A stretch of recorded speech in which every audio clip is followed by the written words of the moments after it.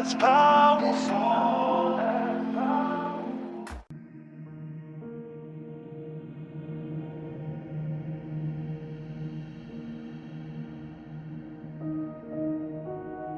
Use other people to try to communicate with you. I've also had that one happen. The sending unwanted gifts, had that happen too. I've known other people that have had that happen. This one person that I know, this was a guy, and he had a female stalker, and he had told her that he wasn't interested, and she just refused to listen to that. For his birthday, dropped off a birthday present at his door. It was a calendar, which seems somewhat harmless other than the fact that it was an unwanted gift until he opened it up and the calendar had been written on. She got into his Facebook and wrote like his family and friends' birthdays and all of this stuff for him, and that was definitely creepy and way overstepping, especially for somebody who had been told no. If you have been stalked, you may be afraid of what the stalker is capable of doing, and I would say that that's valid. You know, some people can stalk and that's all that they do, but stalking very easily escalates. And as you saw before, a huge portion of the female intimate partner homicide victims were stalked by their murderers. If you believe that you've been stalked, you may feel vulnerable, unsafe, not know who to trust. For me, I was vulnerable 24/7. Definitely did not know who to trust, especially with the one who had other people watching me, because I had no idea who it was ever. So I couldn't talk to anybody. If I ever talked to anybody, it was scary because I didn't know who he had in his pocket. But you feel vulnerable and unsafe all of the time because you're playing defense. You are reacting to what they're doing. They're the ones in control of the situation. That's how it feels, very much. And to an extent, that's how it is. You may feel depressed, hopeless, angry, anxious, irritable, on edge, and hypervigilant. It is very lonely. They didn't include that, but I'm including that. It's very lonely because you are hypervigilant. You're watching everything all the time. You don't want people around you because you're afraid either they're going to A, think you're crazy because you're hypervigilant, and if we're being honest, sometimes you think you're crazy because you're hypervigilant, which is totally normal, and it's a defense thing. It's important, but it feels kind of crazy. Also, you may not want people around you because you're afraid that they're going to get hurt too, and that's also valid. People do. So it's very lonely. That is, if I had to pick one word to describe life as a stalking victim, lonely would be it. It's definitely scary, and it's definitely vulnerable, and it's definitely you're irritable and or like flash rage angry because you're so on edge all the time, and you have to be, or you feel like you have to be, but you really should because you're in danger. So you're looking constantly and you're thinking constantly and you're trying to be 10 steps ahead or 5 steps ahead. Your life is a game of chess, and what is their next move and what kind of move should I make, and if they do this, then how do I do this, and if this happens, then what do I do here? All the time. It's crazy making. You may have flashbacks, disturbing thoughts, feelings, or memories. You may feel confused, frustrated, or isolated because other people don't understand why you're so afraid. I've been asked, do you really think it would hurt you? And one time I got asked that when I hadn't been sleeping, because you're hypervigilant and you can't sleep because that's when you feel most vulnerable, is when you're sleeping. So I hadn't been sleeping. I've been super stressed. I was exhausted. I looked like crap because this is a 24-hour a day, 7 days a week thing. And this lady, bless her heart, she you don't know what you don't know. And I get that. But at the time, when she asked me, do you really think he would hurt you? I wanted to be like, no, I'm doing all this for fun. Yeah, I'm just not sleeping for fun. I really don't enjoy sleep that much, so that can be really frustrating. People don't understand. Or when one of mine disappeared, then I had a couple of people that were ignorant to this type of stuff. They were like, yay, they disappeared. Now you don't have to worry about them. And I'm like, no, that's not true. I would rather know where they are than not know where they are, because they could be in the bush behind me or around the next corner. It doesn't make me feel better because they're gone if I don't know where they are. You almost need to know their location so that you feel safe, because you know you're not in danger at this moment if they're across town or whatever. I'm not saying you stalk your stalker at all, but sometimes it kind of feels like I need to know where they are, because then I know that me and my kids are safe. If you've been stalked, you may miss work or school for fear of seeing your stalker or other things. That isn't the only reason, but it is one of the reasons why I changed churches. Unfortunately, when I feel like getting through this list is taking forever because I have a comment on everything. But when you're the stalking victim, it's kind of like when you're the domestic violence victim, and often they're the same. You are expected to uproot your life. You should change your work, change your kids' schools, move, get off of all social media, completely uproot your life, quit hanging out at the places that you hang out, etc. And they don't have to do anything. They can continue living in their home, they can continue working at their job, they can continue going to their school or church or athletic place or whatever. Nobody's making them stop anything. But we have to stop everything. And if we don't, unfortunately, sometimes law enforcement looks at you and goes, well, why are you still doing that? They know where you are. Why are you still doing that? Because I should have a right to. They should be made to stop, not me. But that, unfortunately, is not how it works. At least not in my experience. I mean, I guess I already talked about it, but the last thing that they have on the list is if you've been stalked, you may change your normal or preferred social media habits. I completely got told that I needed to get off of all social media stuff, all internet stuff, because they are not legally capable of dealing with stalking online. And I was like, I'm trying to build a business online. Like, I can't just stop it. And I did. I had a decent size. I had like 2,000 people that were following me on Twitter, and I had relationships with people, and that was great. And I did end up having to get off for like a year. I got off, and then when I got back on, it wasn't the same. The people I had relationships with had moved on. I still have the following, but they're not engaged and active anymore because I wasn't engaged and active for so long. Because he straight said in court and in documentation that I have, I'm going to continue to follow you online on all of your stuff. And he still does. That's just, they need to work on it because it should be safer and there should be better punishments. And unfortunately, there's just kind of not. That sounds really hopeless. It's not hopeless, it's just really frustrating. And I remember talking to a friend of mine before I wrote my book, or like in the process of writing it maybe, and we were talking about maybe leaving. I think we were talking about leaving an abuser at the time, and I was like, there's not a lot of good things for me to tell people. Like, it's hard, it sucks. If you have to go to family court, that's horrible. I've heard horrible things about that. Fortunately, I got to avoid that, but a lot of people don't. Leaving is the most dangerous time. And last week, we talked about Maria Kelly, a woman who was beat to death with a crowbar by her husband at a bus stop in New York City in June. And one of the people that were watching it commented on it, how Maria probably was getting stronger within herself, and he could feel that. And he was afraid that she was going to leave, so he attacked her, and he accused her of cheating. And without knowing the specifics of their relationship, because it sounds like not many people knew that there was any kind of abuse going on within their relationship, then I can't say for sure, but they definitely sense when you're starting to find yourself and you're starting to find your strength, and they consider that a threat. So, stalking does not just happen when they're an ex or when you leave. Stalking can happen and has happened to me when you're in the relationship with them also. So while I can't give you like tremendous hope that everything is going to work out because I don't know, and unfortunately the law is behind in this area in my opinion, and we need to continue to talk to our legislators about changing that. I can't do that by myself, but I would certainly encourage you to where you are, because maybe if enough of us squawk, something will get done. Tips. I'm going to give you some tips in this video, and then if you want more tips, go get my book, because there's some other really good ones in the stalking chapter in my book too. So number 1, call 911 for immediate assistance. If you believe that you're in immediate danger, call the police. However, there's a caveat to that. Later down in their list, they have create a safety plan. You want to create a safety plan now.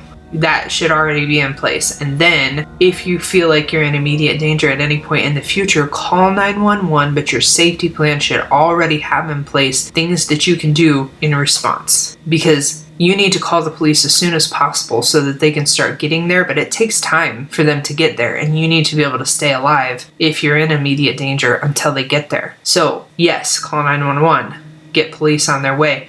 But before that, now when you're not in immediate danger right this second, you should be creating a safety plan that includes self-defense weapon of some kind or multiple of them depending on where you are, maybe stashing them around the house, having a plan of escape. How am I going to go if somebody comes in this way, if somebody comes in that way? What am I going to do if I've got kids? What are they going to do if somebody comes into the house? All of those things you need to already have done. Already know what you're going to do. Do you have pepper spray that sits beside your bed? Or do you have a gun? Or do you have a baseball bat? Or do you have a shotgun inside of your front door? There's all kinds of different things that you can do and that you can use. Bear spray, wasp spray. It was recommended to me to use wasp spray instead of pepper spray because it doesn't hurt everybody around like pepper spray will if it gets into the air, but it will blind the person that you're spraying it into their face. There's a bonus tip for you. Have those things in place. Alert others. Tell them about your situation, that you have a stalker or a potential stalker. I find it helpful to give pictures and names to my kids' school, to work, to the church, to wherever you frequent. Let them know about the situation. Let them know so that they can keep an eye out. Let them know so that they don't accidentally give out information. I had somebody do that once too, and they happened to talk about things that probably shouldn't have shared, but he was sharing it with his buddy and he wasn't expecting it to go anywhere. And my stalker ex came back to me and told me detailed information that should not have ever made it to him because did not know anything about my situation, or else he would have been more on guard against that. I happened to know the friend of his and he knew that we were mutual acquaintances or friends or whatever, and so he didn't take it professionally the way that he probably should have, but he had no idea. And that was really early on to my stalking experience, so I didn't know to let other people know about my situation. In fact, it's really easy to not tell people because you're ashamed of it, and that is a terrible plan. First of all, you don't need to be ashamed. I should have said that at the beginning, but let me just get that out now. If you're being stalked, it has nothing to do with you. It has everything to do with that person. So you have nothing to be ashamed of. They have all kinds of things to be ashamed of about their behavior. But you, being a victim of somebody else's bad behavior, not something for you to be ashamed of, okay? Don't let being ashamed of stuff that you shouldn't be ashamed of in the first place keep you isolated when you're being stalked. People need to know. They can be there for you better, they can help protect you better, they can keep people out of your business better, all of it if they know. Connect with an advocate. Advocates can often be found through local police departments or domestic violence shelters or sexual assault agencies, different places like that, sometimes even attorneys' offices. An advocate, I don't remember what the exact definition of an advocate is right now, but it's basically somebody that's in your corner. That's the long and the short of it. So an advocate is in your corner. It's like a person that volunteers to have your back. And usually these people are legal advocates, so they understand the law, and sometimes they have access to things like criminal records and things like that that you wouldn't have access to on your own. And they can be very helpful.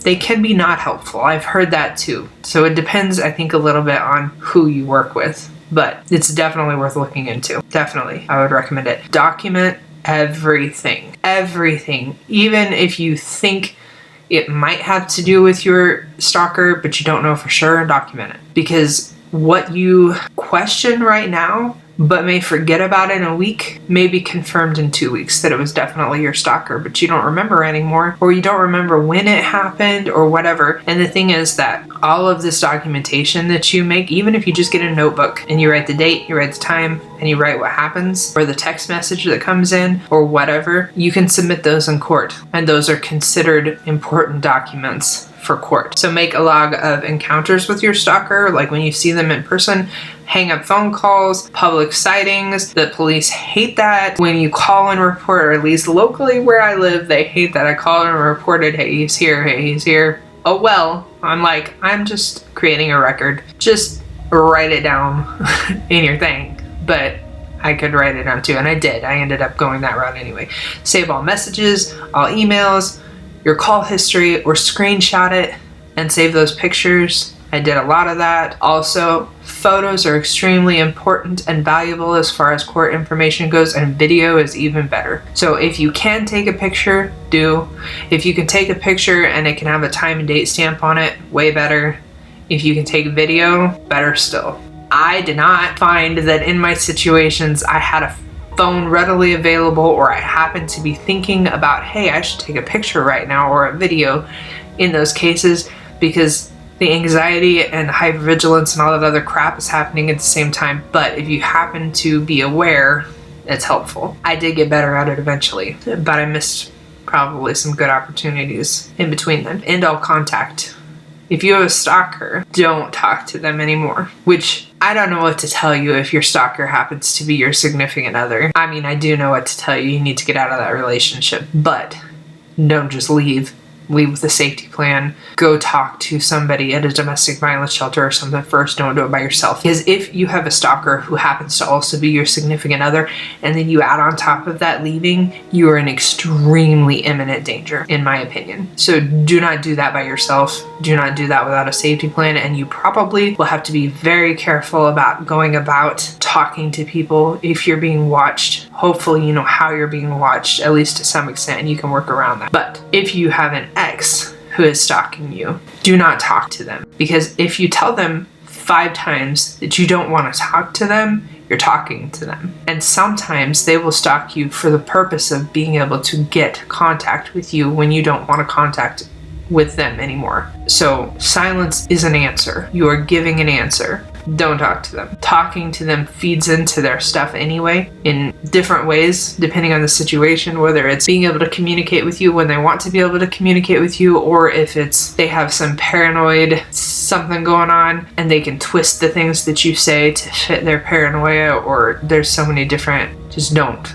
No contact. Like I said, if you're in a relationship where you're being stalked in the relationship, definitely get help before you try to leave, and definitely create a safety plan and be documenting stuff in a way that you can do it where they won't find it. Take threats seriously. A direct threat against you is an obvious sign of danger. Your stalker can also use threats of suicide or self-harm to manipulate you into staying in contact or getting into a dangerous situation. That's all true.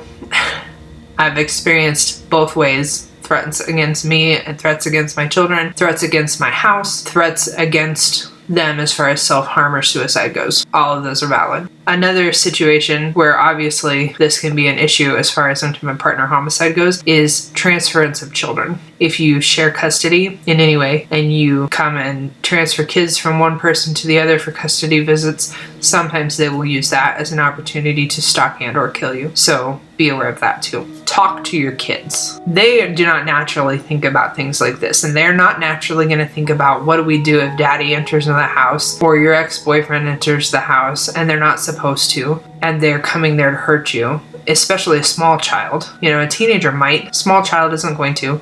Talk about what the potential threat is, talk about what they should do in different situations, create a safety plan with them also, and make sure that they understand it. Explain to them if they're little, let them know, teach them how to call 911, teach them what their address is, what their phone number is, so that they can make those important calls if you can't, or if they get away and they need to get help.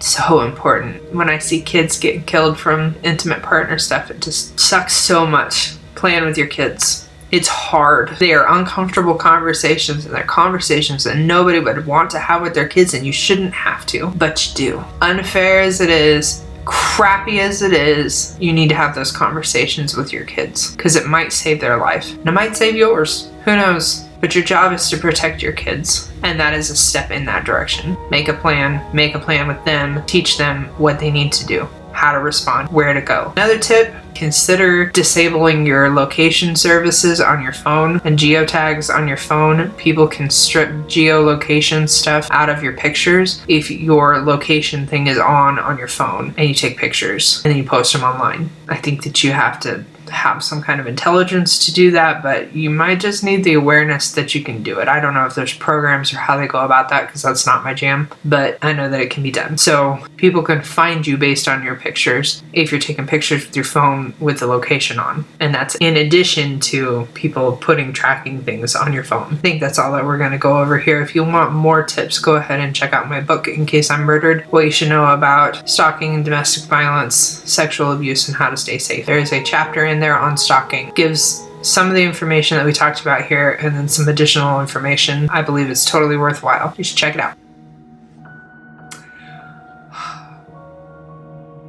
I'm really angry. I just paused recording to check my phone, and one of the kids that I work with was sexually assaulted today, and I just got informed of that. But I wanted to end this video. So if you're a teen and you're experiencing stalking or dating violence, the National Teen Dating Abuse Helpline provides 24/7 support and resources at 1-866-331-9474 or on chat on their website. These crimes definitely do not just happen to women, whether it's sexual assault or stalking or domestic violence and even intimate partner homicide. They can happen to teens also. There is a stalking fact sheet that provides kind of information, statistics, and a legal overview. I'm going to link to that in the description. I didn't produce this, I'm just passing on what somebody else has done, so that'll be available for you also. And then of course I'm going to encourage you to call the National Domestic Violence Hotline at 1-800-799-7233 or 1-800-799-SAFE, SAFE. If you're dealing with any kind of domestic violence stuff, honestly, I don't know how well they do with stalking, but it's worth a try. And if they can't help with stalking stuff because they can't do everything, and dealing with them is not always the most encouraging thing, I suppose it depends on when you call and who you talk to, but it's what we've got. And they tend to have connections to other resources locally for you as well as nationally. So if the person that you're talking to can't help, hopefully they can point you in the direction of somebody that can.